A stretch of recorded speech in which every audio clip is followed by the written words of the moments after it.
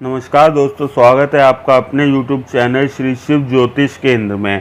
आज हम बात करेंगे जन्म कुंडली में दो विवाह के योग कैसे बनते हैं, इस बारे में आज हम चर्चा करेंगे। तो आपके सामने हमने ये कन्या लग्न की कुंडली बनाई हुई है।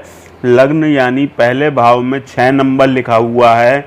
इसका मतलब यह कुंडली कन्या लग्न की कुंडली है, क्योंकि छठी राशि जो होती है कन्या राशि होती है।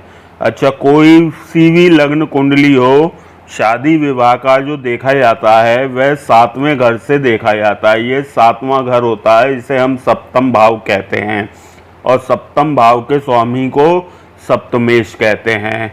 कन्या लग्न की कुंडली में सप्तमेश जो हैं गुरु होते हैं। यहाँ 12 नंबर लिखा हुआ है, इसका मतलब ये मीन राशि है और मीन राशि के स्वामी होते हैं गुरु। तो यहाँ पे गुरु जो होंगे वह सप्तमेश होंगे। अच्छा, सबसे पहला जो डाइवोर्स या दो विवाह का रीज़न सबसे बड़ा माना गया है वह माना गया है मांगलिक दोष। मांगलिक दोष का रीज़न यह है, आजकल लव मैरिज का क्रेज़ ज़्यादा हो गया है या फिर बिना जन्मपत्री मिलाए ही विवाह कर लेते हैं लोग। तो ऐसे में मांगलिक दोष जो है आगे चल के बहुत ज़्यादा परेशानी पैदा करता है वैवाहिक जीवन में। तो मांगलिक दोष कुंडली में कैसे बनता है ये मैं आपको बताता हूँ। अगर लग्न में मंगल हो, चौथे भाव में मंगल हो, 7वें भाव में मंगल हो, 8वें भाव में मंगल हो या 12वें भाव में मंगल हो, पहला भाव, चौथा भाव, 7वां भाव, 8वां भाव, 12वां भाव, अगर इन 5 भावों में मंगल है तो मांगलिक दोष बनता है। इसका उपाय ये होता है कि जो लड़का मांगलिक है उसकी मांगलिक ही लड़की से शादी होनी चाहिए, उसका विवाह मांगलिक ही लड़की से होना चाहिए। अच्छा, एक कंडीशन ये होती है कि मांगलिक दोष कट जाता है। काट कौन सकता है मांगलिक दोष को? वह काट सकते हैं शनि। नियम ये होता है कि पहले, चौथे, 7वें, 8वें, 12वें भाव में है मंगल तो मांगलिक दोष बनता है। यदि इन्हीं भावों में ही शनि है, शनि भी अगर पहले, चौथे, 7वें, 8वें, 12वें भाव में है अगर, तो मांगलिक दोष कट जाता है। ऐसे में आप नॉन मांगलिक व्यक्ति से भी शादी कर सकते हैं।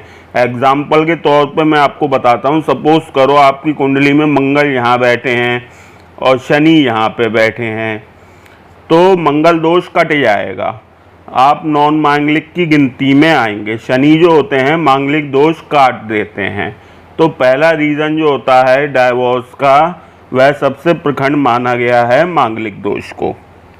अच्छा, दूसरा नियम यह है कि अगर सप्तमेश नीच का हो, सपोज करो गुरु यहाँ पे नीच के बैठे हुए हैं और राहु की दृष्टि सप्तम भाव पे हो या सप्तमेश पे हो, मतलब सप्तमेश पीड़ित हो रहा हो।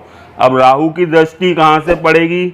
अगर राहु लग्न में बैठे हैं, यहाँ पे नीच के होकर के बैठे हैं वृश्चिक राशि में या फिर कर्क राशि में 11वें भाव में बैठे हों, ऐसे, या राहु स्वयं सप्तम भाव में बैठे हों, तो ऐसे में अगर सपोज करो यहाँ बैठे हैं लग्न में, तो देखिए राहु की दृष्टि होती है 5, 7, 9, तो गुरु पे भी दृष्टि डाल रहे हैं और सप्तम भाव पे भी दृष्टि डाल रहे हैं लग्न से बैठ के। तो ऐसे में सप्तमेश भी पीड़ित हो रहा है और सप्तम भाव भी पीड़ित हो रहा है। तो ऐसे में 100% डाइवोर्स के चांसेस रहेंगे, आपके मैरिड लाइफ असफल रहेगी आपकी। अगर यहाँ पे बैठे हैं राहु, तो देखिए 5वीं दृष्टि से सप्तम भाव को पीड़ित कर रहे हैं, तो ऐसे में भी रीमैरिज के चांसेस बहुत अधिक रहेंगे। और अगर यहाँ पे बैठे हैं 11वें भाव में, तो भी सप्तमेश को भी पीड़ित कर रहे हैं और सप्तम भाव को भी पीड़ित कर रहे हैं, तो ऐसे में भी रीमैरिज के चांसेस अधिक रहेंगे। अच्छा, इसके अलावा अगर राहु स्वयं सप्तम भाव में बैठे हैं तो भी मैरिड लाइफ को इफेक्टेड करने की बहुत अधिक कोशिश करेंगे। इसके अलावा अगर यहाँ पे अंगारक दोष बन रहा हो, सप्तम भाव में मंगल और राहु की युति हो रही हो, अंगारक दोष बन रहा है सप्तम भाव में, तो भी वैवाहिक जीवन कलहपूर्ण रहेगा और आगे चल के डाइवोर्स होने के चांसेस बहुत अधिक रहेंगे। अच्छा, अगर सप्तम भाव में नीच का शुक्र बैठा हो, यहाँ मीन राशि है, मीन राशि में बुध जो होते हैं वह नीच के हो जाते हैं।